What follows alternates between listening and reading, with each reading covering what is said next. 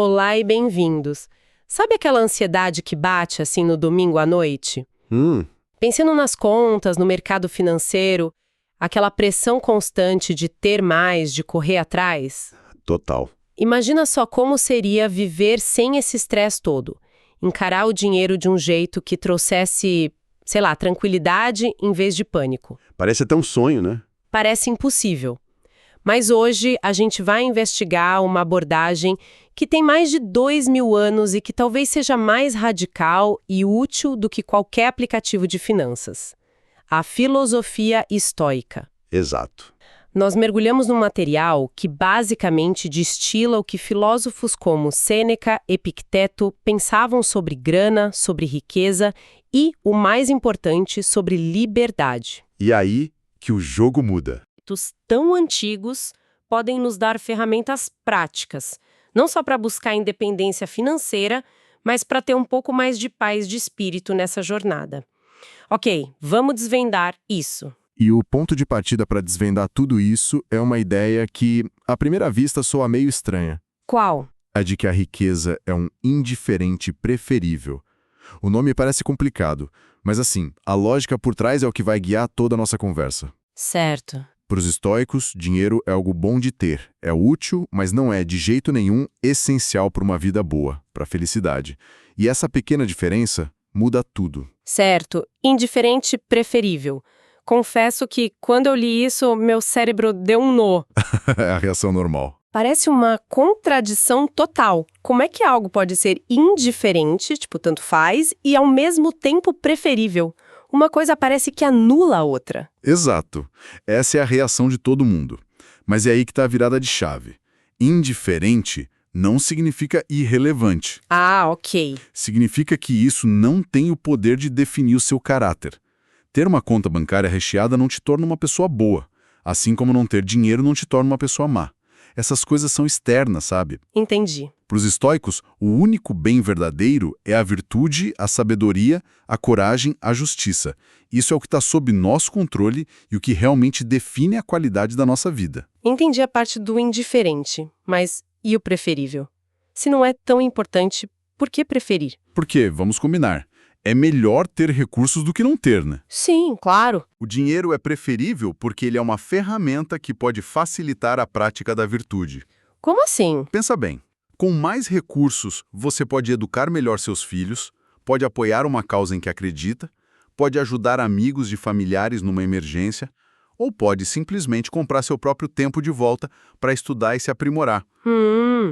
Faz sentido. O dinheiro não é o gol, mas ele pode ser um ótimo passe para o gol. Mas isso não cria um conflito interno? Se você tem dinheiro para, como você disse, facilitar a virtude, não fica tentado a usar para, bem, facilitar o luxo, o conforto, o ego? Totalmente. Parece uma linha muito, muito tênue entre usar a riqueza e ser usado por ela. Essa é a pergunta de $1 milhão. E os estoicos estavam obcecados com ela. A resposta deles é que a liberdade não está em ter o dinheiro, mas em manter o desapego dele. O desapego. A verdadeira riqueza é saber que você ficaria bem com ou sem aquela fortuna. É poder usar o dinheiro sem ser possuído por ele. Quando você chega nesse ponto, aí sim você está verdadeiramente livre. É um treino mental constante. E aqui é onde a coisa fica realmente interessante. Porque o grande exemplo disso é Sêneca. Exato. Um dos caras mais ricos de Roma, conselheiro do imperador Nero, vivendo no epicentro do poder e do luxo. É o paradoxo em pessoa. E ele pregava desapego.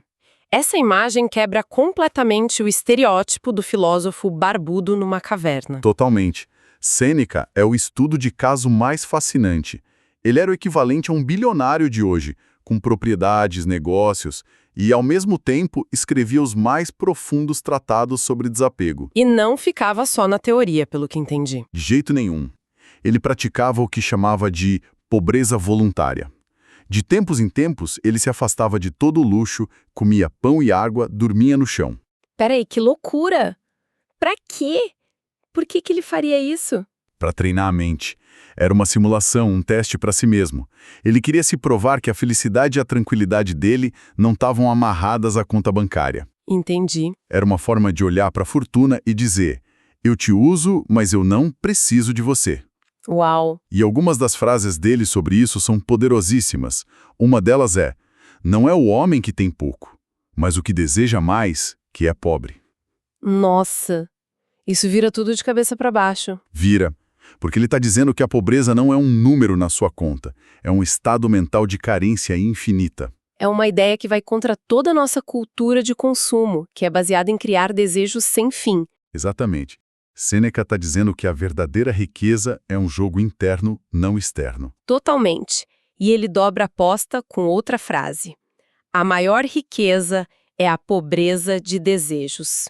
Isso é quase um mantra anti-marketing. É a definição de autossuficiência. A liberdade, nesse sentido, não é ter dinheiro para comprar tudo, mas ter o autocontrole para não precisar de tudo. E isso nos leva à frase mais paradoxal e talvez mais genial dele.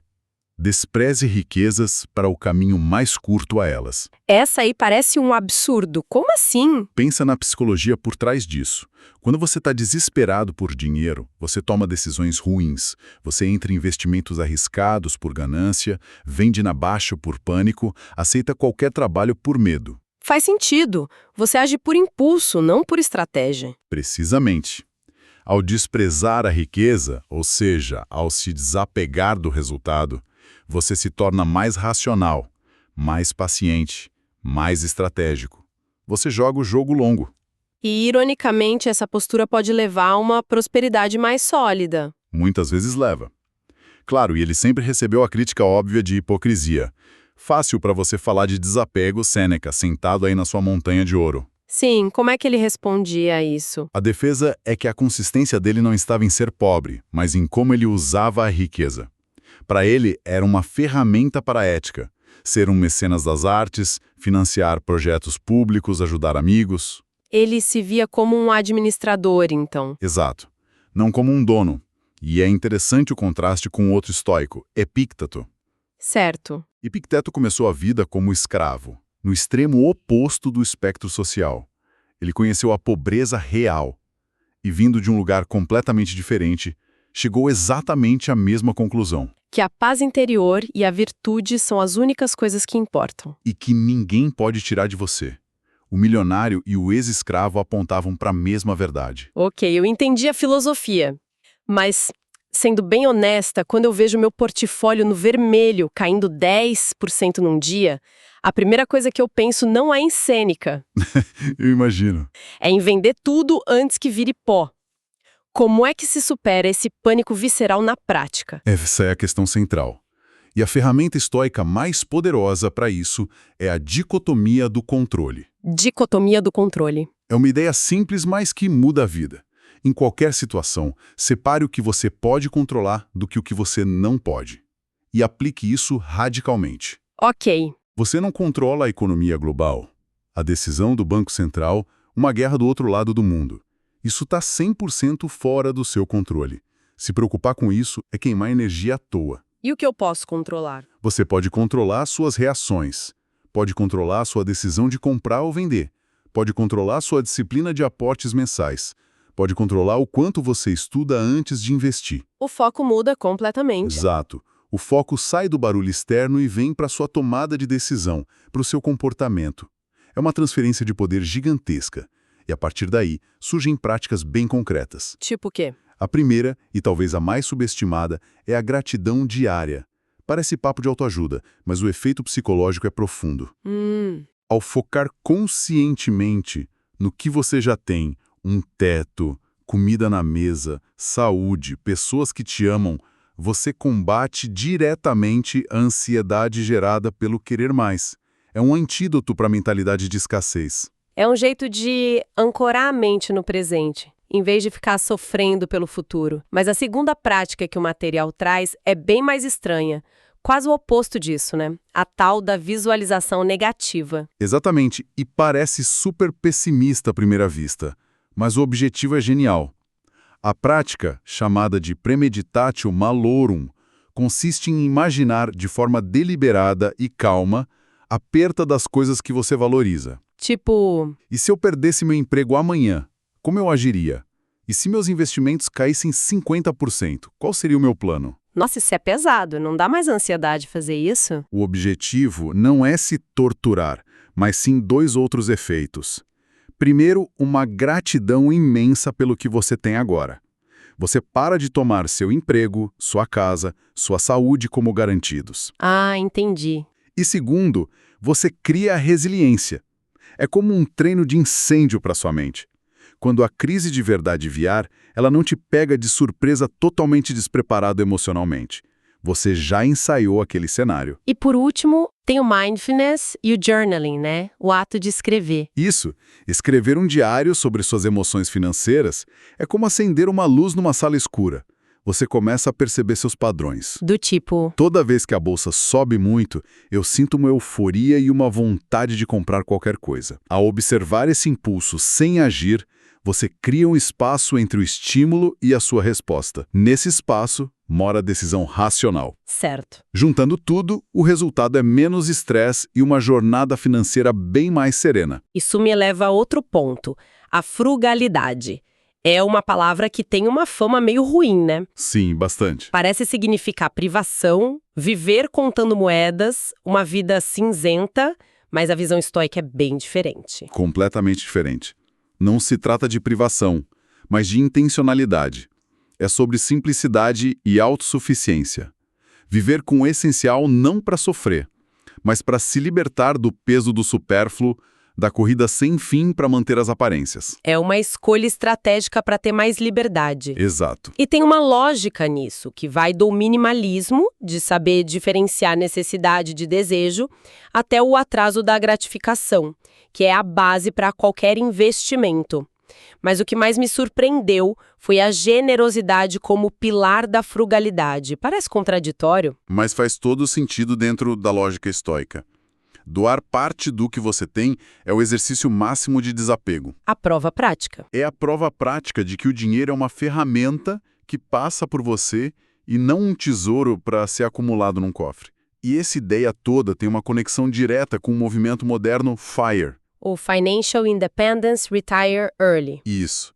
Os estoicos já praticavam uma versão disso, mas o objetivo não era apenas parar de trabalhar para ficar na praia. Era ter a liberdade para viver uma vida com mais propósito, uma vida virtuosa. E como a gente traduz isso para um plano de ação hoje? Bom, existem propostas bem concretas. Uma delas é o orçamento estoico.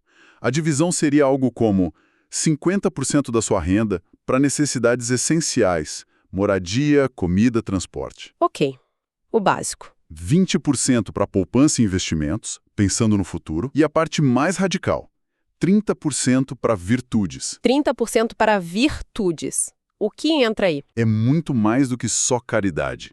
Pode ser doar para uma ONG, sim, mas pode ser investir na sua própria educação, comprar um curso. Pode ser usar esse dinheiro para cuidar da saúde da sua família. Entendi. Ou para tirar uma folga e passar mais tempo com seus filhos. É usar o dinheiro ativamente para se tornar uma pessoa melhor e construir uma comunidade melhor. É um orçamento com alma. Gostei disso. É um orçamento com alma. E a outra aplicação radical? É o desafio da pobreza de Sêneca. A proposta é, uma vez por ano, passar um mês vivendo apenas com o absolutamente essencial. Uau! Cortar todos os supérfluos. Nada de iFood, streaming, compras por impulso. Imagina minha operadora de celular ligando para saber por que eu cancelei o plano de dados. Seria um choque para o sistema, com certeza. Exato. Mas é esse choque que provoca a reflexão. O objetivo é fazer um reset nos seus desejos. Você percebe o quão pouco você realmente precisa para viver bem. E isso te dá uma força, né? Uma resiliência absurda. Você percebe que a felicidade não mora no seu feed do Instagram. E isso levanta a questão fundamental. A liberdade real não é ter tudo o que se quer, mas sim não precisar de tudo. Certo. A riqueza vira só uma ferramenta para a eudaimonia, que é o conceito grego para o florescimento humano, para uma vida plena. Então, o que a gente leva disso tudo? Resumindo, a abordagem estoica nos convida a mudar nossa relação com o dinheiro. Exato. Vê-lo como algo útil, mas que não define nossa felicidade. Nos ensina a focar nossa energia no que podemos controlar, nossas próprias ações, em vez de surtar com o que não podemos. Perfeito. E mostra a frugalidade não como um castigo, mas como um caminho inteligente para a liberdade. Exatamente. Não se trata de rejeitar o dinheiro, mas de colocá-lo no seu devido lugar, como um servo e não como um mestre. E o interessante é que isso não é só teoria. Não mesmo. Vemos relatos hoje de empreendedores que usam esses princípios para lidar com a ansiedade do negócio, de investidores que se mantêm calmos em meio a crises, de pessoas comuns que encontram uma prosperidade mais tranquila. É uma mudança de software mental, no fundo. Perfeito. E para encerrar, fica uma reflexão final que é bastante provocativa. Manda. Se a riqueza é apenas uma ferramenta e não objetivo, então qual obra de arte, ou seja, qual vida de propósito, cada um de nós está construindo com os recursos que tem, sejam eles poucos ou muitos? E o que mudaria no nosso mundo se a gente, como sociedade, começasse a medir o sucesso não pelo tamanho da conta bancária, mas pela sabedoria e pela virtude que uma pessoa demonstra ao usar o que tem? É uma pergunta que vai muito além das planilhas de finanças e toca no cerne do que significa, de fato, viver uma boa vida.